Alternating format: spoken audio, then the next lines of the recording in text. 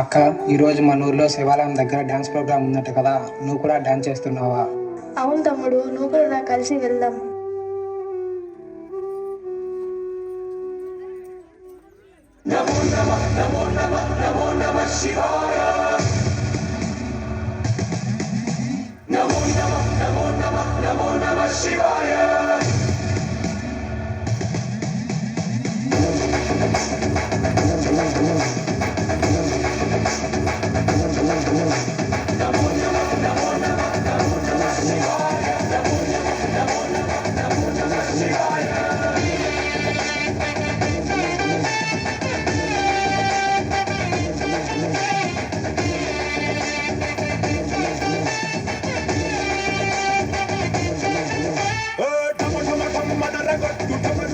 పంచికొట్టు అంట దిక్కుల దిరగట్టు తాండవేశ్వర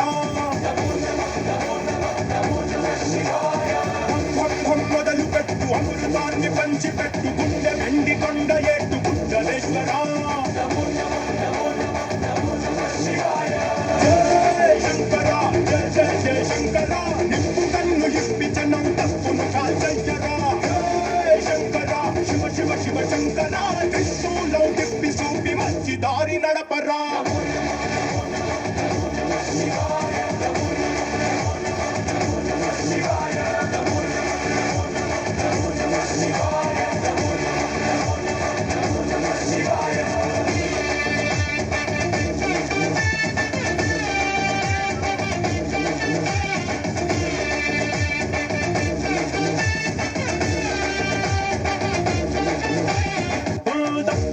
బ్రహ్మతలనే తుంచినావురా వేడుకుంటే విషాన్నైన మింగినావురా ఆది పరాశక్తి నిన్ను కోరుకుందిరా సృష్టిలో మొదటి ప్రేమ కథే నీదిరా శివరాత్రి సుందర మారాత మార్చి ఉద్ధరించరా అనంతమైన నీ ప్రేమలో ప్రపంచ మార్పు ఇస్తే భూమి స్వర్గమౌనురా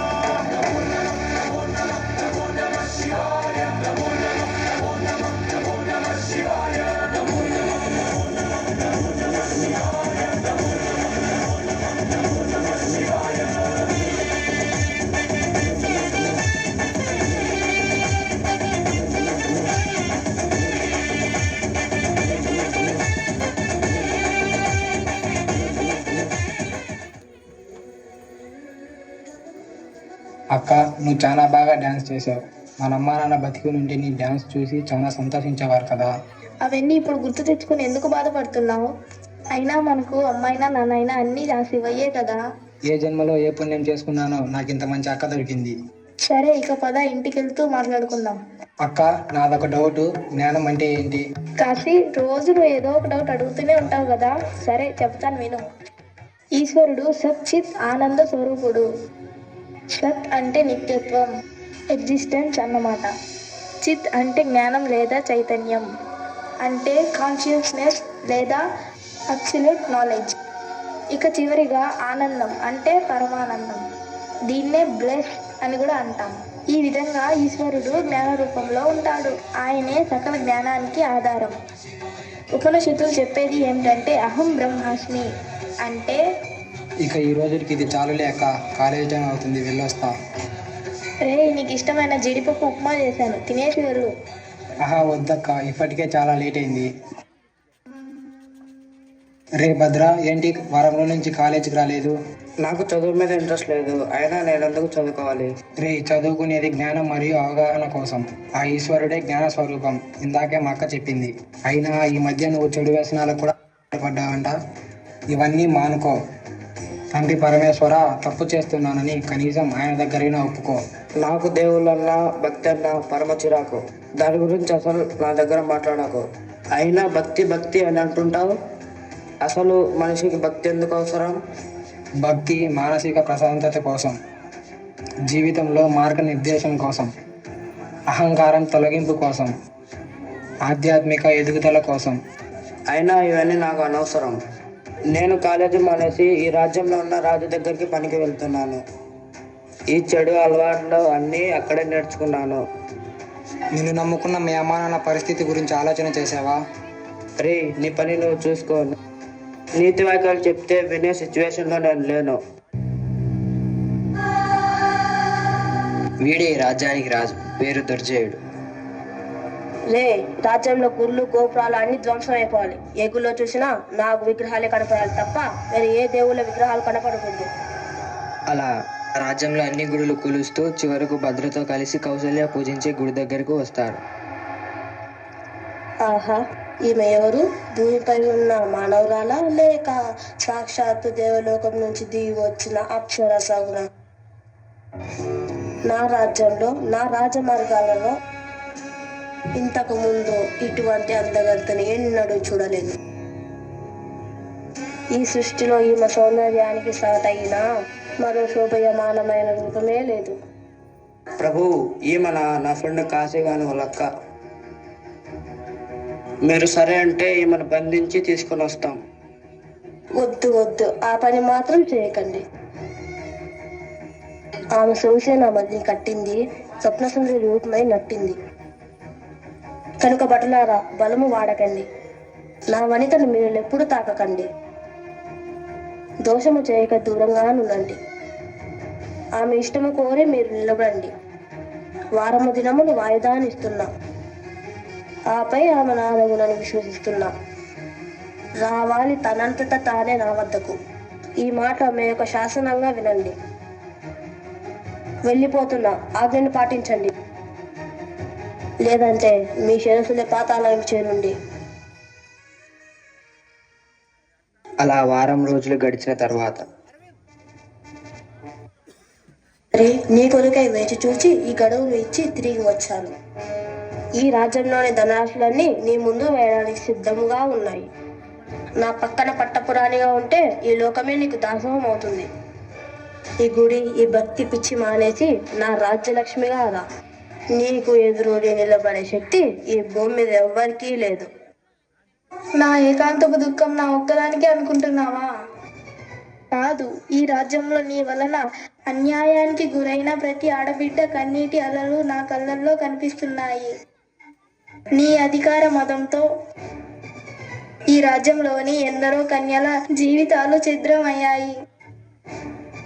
ఎందరో అన్నదమ్ముళ్ళు, తండ్రులు, భర్తలు తమ ఆడబిడ్డల మానం కోసం ప్రాణాలను అర్పించారు. ఆ ప్రతి చావుకి, ఈ రాజ్యంలో నువ్వు ధ్వంసం చేసిన ప్రతి గుడి గోపురానికి నీవే కారణం. ఈ పాపమే నీ నాశనానికి పునాది. దీనికి ఇలా మాటలు చెప్తే అర్థం కాదురా. బలవంతం చేసి లాక్కొని రండి.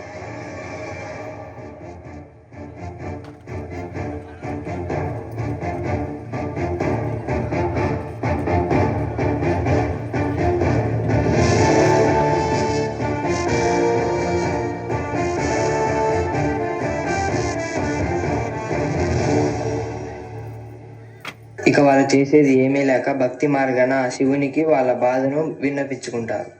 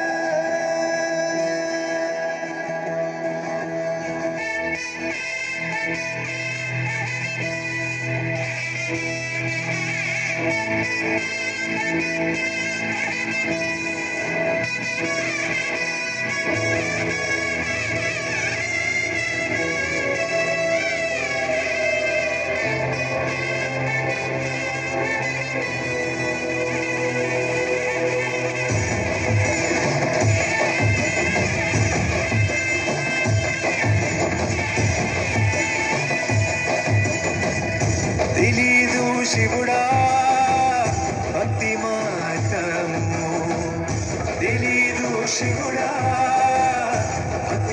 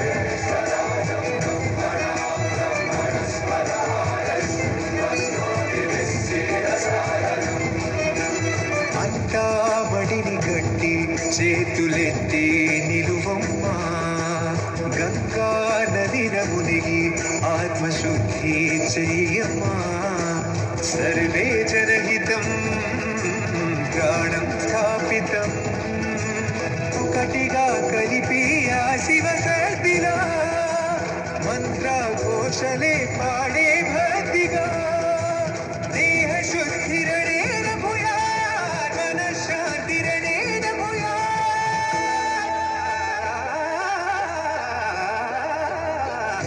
దేహాలయమే దేవాలయము లోకానుగ్రహమే దైవానుగ్రహము ప్రణవ స్వరూపం తేజోమయము పుణ్య సంచయమే పరమ సుఖము యత్ర శ్రద్ధా భక్తిం తత్ర లభతే జగత్తం దైవాచిత్తం దిలీదు శివుడా భక్తి మార్గము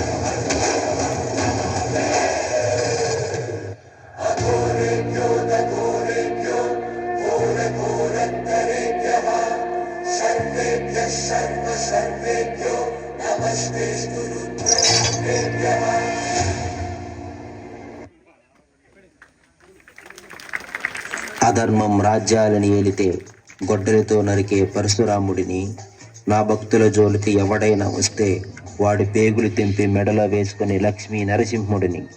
అవినీతి అహంకారం విర్రవీగుతుంటే నా ఒక్క వెల్లుతో సర్వనాశనం చేసే శ్రీరామచంద్రుడిని. రాక్షసులను అంతం చేసే శ్రీకృష్ణుని నేనే. ఆ భూమాతను రక్షించే వరాహ అవతారం కూడా నేనే. నేనే శివుడిని, నేనే బ్రహ్మని, అన్ని లోకాల్లో నేనే, ప్రతి అణువులోనూ నేనే. ఈ సృష్టిలో ఉన్నది నేనే, ఈ సృష్టి అంతా నేనే. రాక్షసులను అధర్మాన్ని అణిచివేయడానికి ప్రతి యుగానికి ఒక అవతారం ఎత్తే వైకుంఠ నాయకుడిని నేనే.